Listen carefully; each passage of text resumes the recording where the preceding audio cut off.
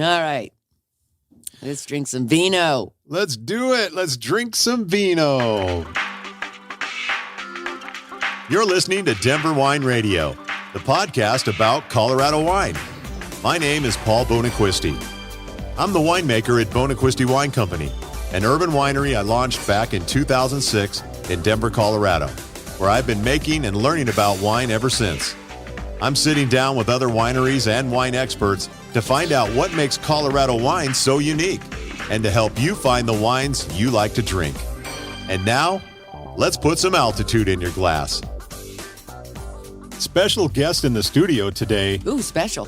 Very special guest. Ooh, very special. Let's see what else I can think of. Oh, stop it. You haven't even started drinking yet. ChaCha's in the house. Hey, everybody. Yep. Came out of hibernation for a couple weeks. The last couple of shows, we haven't done any tasting on the show. I mean, what's the matter with me? We are in a winery. I had to bring you back so you could taste and get me tasting some wine today. So that's what we're going to do. And I just want everybody to know that you, ChaCha, have the best palate around. Really? For someone who doesn't drink wine or doesn't drink, you can sniff a wine and tell me, 5-6 things that you smell in it. But maybe that's why is because the palate is almost, it's so clean because I don't drink. So the flavors and it's so new. It's so, you know what I'm saying? That's been my problem. It's years of abuse of my palate. That's why I was trying not to go there, Polly.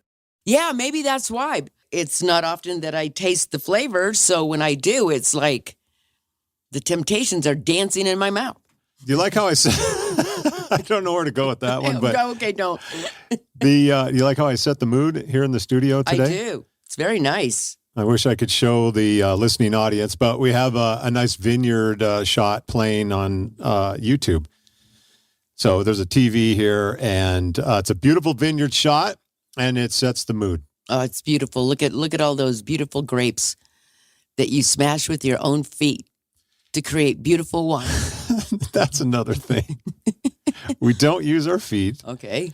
That's just I Love Lucy? That's just I Love Lucy. And I'll tell you what, in the 50s, because that show was in the 50s, right? Yeah. I Love Lucy? Yeah. The wine industry was totally industrial, mechanical.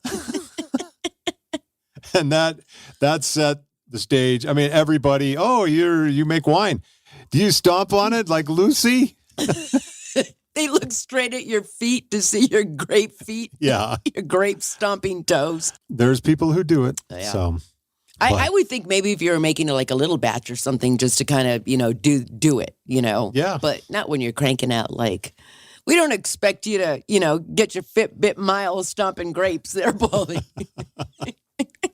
Get your stair stepper in. Yeah, get your stair stepper Man, you'd in. get some quads out of that, though. I'm telling you. Yeah. A couple of cases of Vinny No Neck. You'd be like the Hulk. Okay, Are so we going to drink? We're going to drink. Okay. We're going to taste some wine today. Okay, so let me tell you what happened. This was back in September. It was Colorado Wine Week, the third week of September, as it is every year. We did a tasting downtown at Blanchard Family Wines. Great winery. In fact, they just opened another location up in Fort Collins. They have a tasting room up there. Mm-hmm. And so James Blanchard invited 4 of us winemakers to his place, and we each poured one of our wines, and we had a nice crowd down there, and they all got to taste these wines individual and hear about them from the individual winemakers. Oh, nice. Yeah, so one of the winemakers, one of the wineries was Carboy Winery. That's the first wine that we're going to try. Okay. Well, that's the only wine we're going to try in this particular program. Okay. Okay? Okay. We'll keep our palates fresh, keep our minds Right. Open. open. Right. Doesn't mean we can't drink the whole bottle. It's just Right. the only one we're going to have. Usually we line up 4 or 5 wines, but And then I'm buzzing down Pecos. we can't have that. And I can't have that. Mm-mm. Okay, so Carboy Winery Okay. with 4 locations, I believe, around the state. They are the most aggressive winery. They've been the most aggressive here the last 4 years or 5 years. They've only been around, I think they opened in 2016. Wow. Maybe 2017. But now they have a Denver location, they have a Littleton location, and one in Breckenridge, and most recently in Palisade. Wow, nice. Yeah, they had purchased a vineyard, a winery vineyard that was up for sale, and they've turned it into another location, and they are doing some really exciting things. So, what type of wine is this? What kind of wine is this? And what was the process and then making it and stuff? Well, this is their 2019 Riesling from Grand Valley, which is the area around Palisade. That's our one of two AVAs in Colorado, Grand Valley AVA. So 4,700 feet above sea level and some of the highest vineyards in the world. This is what we tasted. That's what he presented. Oh, I'm sorry. The winemaker at Carboy his name is Tyzok Wharton. Tyzok? Tyzok, yeah. Okay. We call him Ty for short. Okay. Great guy, great winemaker. And so we brought his Riesling 2019 to the show today for you to try. All right. I'm excited. Okay, so. Yum. Is this a sweet? Where's the balance in it? Is it kind of real sweet, not too sweet? What do you think? Well, you know what? Glad you asked that, Cha, because I had the Denver Wine Radio microphones rolling. Oh, you did? Back at Colorado Wine Week. Winemaker, you. Yeah, so I mic'd everybody up, and I've got Ty's audio here today, and I'm going to play it for you right now. So he can tell you about the wine. Okay. And then we'll taste the wine right after, okay? Gotcha. All right, so here's Tyzok Wharton from Carboy Winery. I am Tyzok Wharton from Carboy, the winemaker. We launched in 2016 in Littleton, and we processed no grapes from Colorado that season. We didn't have the equipment. So 2017 was, in fact, our first foray into making wine from Colorado fruit. 240 miles west of here is where the grapes are grown, where the peaches reside in Palisade, Grand Junction area. The other AVA, the other viticulture area is West Elks, which is about an hour and 30-minute drive southeast of Grand Junction. So we're going to start with the Riesling. Is a 2019 Riesling. Most folks, there's a common misconception that Riesling is always sweet. Riesling can be made in many different iterations. It's very versatile as a grape, both dry, off dry, and as a dessert. And so the one in front of you is off dry. So it's about 12 grams of residual sugar, less than 1%, less than 10 grams per liter of residual sugar is construed as dry. So the wine in front of you is off. In regard to residual sugar, to give you kind of a bearing, most reds are dry, less than 4 grams of residual sugar. You will have some more, I guess, mass-produced reds that have a little bit higher of a residual sugar, say Menage a Trois, 12 grams sometimes, 10 grams. So some are sweeter, some are drier. A Coca-Cola, for instance, has about a little over 100 grams of residual sugar per liter.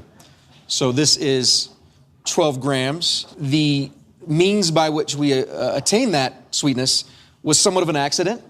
We harvested the grapes, threw them into a bladder press, a cylinder with a canvas bladder on the inside, and the other side of the cylinder is perforated. And as it spins around and the bladder inflates, it squeezes all those grapes and the juices collected in a pan and pumped into a tank to settle and then ferment. So this is all stainless steel fermented as to capture more lively acidity and more fruit forwardness. Chardonnays, for instance, are sometimes fermented in barrel. It gives it a little more texture and sometimes a buttery, which we could talk about later, the malolactic conversion. But this is stainless steel fermented, 2 separate tanks. One of them finished fermentation, so two separate yeast strains. One of them finished, the other didn't. So there was residual sugar remaining in tank B, and we decided to blend them together as a trial, and I felt, and the tasting panel felt like it tasted all right. So I invite you to take a sip and a swirl and a swirl and a sip, whichever you prefer in that order. So we have a group of a mixed group of tasting room staff as well as production staff that will sit down and taste blind multiple samples. There were different iterations of this depending on proportions from one tank and the other. So the level of sweetness. So we kind of landed and agreed upon this this level of sweetness. Again, it's an off-dry version. It pairs quite well with spicier fare, in my opinion. Stylistically, the leanings, do people, let me show of hands. Who prefers a drier Riesling? Very fair. And who prefers a sweeter Riesling? Okay, so it's somewhat of a mixed crowd. The goal was to appease both crowds by landing in the middle. So 12 grams of residual sugar, not quite too sweet. What does it mean when the wine is balanced? It's the tannin, the acid, the alcohol, the fruit harmonize. They play well together. They're not disjointed. So it's smooth. It's a smoother operator, if you will. This was fermented at a colder temperature in stainless to maintain that fresh aromatic profile. I would say it didn't exceed 58 degrees the entire fermentation process. Well, what do you think now? Yum. I got to tell you, it is the perfect sweetness. It's still a little on the dry side.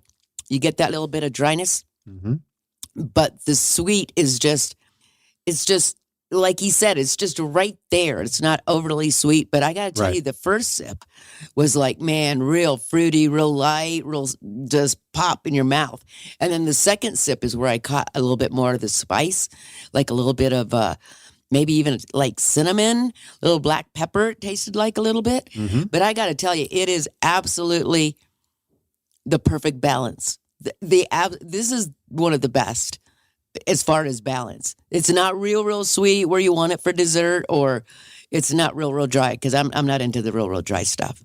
Yeah, this is it's really nice, real fresh. Mm-hmm. It has that classic Riesling, that petroleum nose. Yeah. What's the petroleum nose? Well, like when you smell it. Oh, okay. Okay, so give it a smell.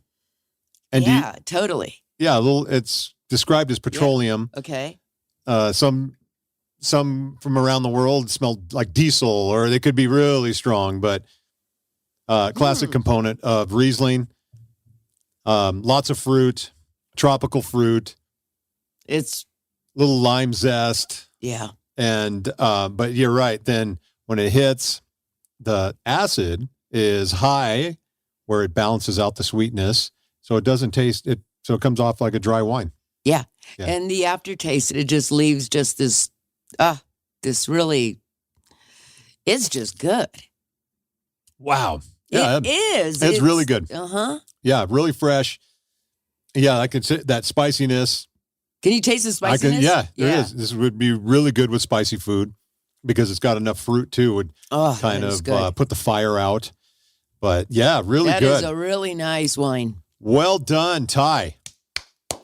We like this one. Yeah. A lot. 2019 Riesling from the Grand Valley. And I'm going to try to look it up here. Yum. See if they are offering this one.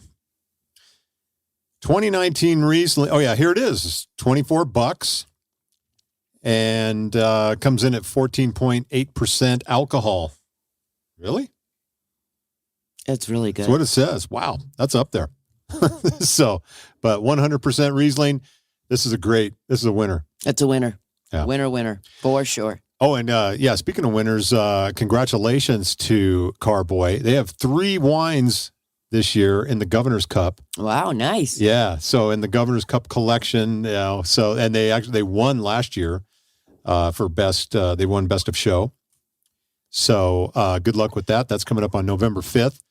November 4th. There's the Colorado wine, the Governor's Cup tasting down at the Western History Museum. It's always so much fun, huh? Yeah. Wine, great food, great little tapas and pairings of wine and food. It's a great event, so try to make it out there.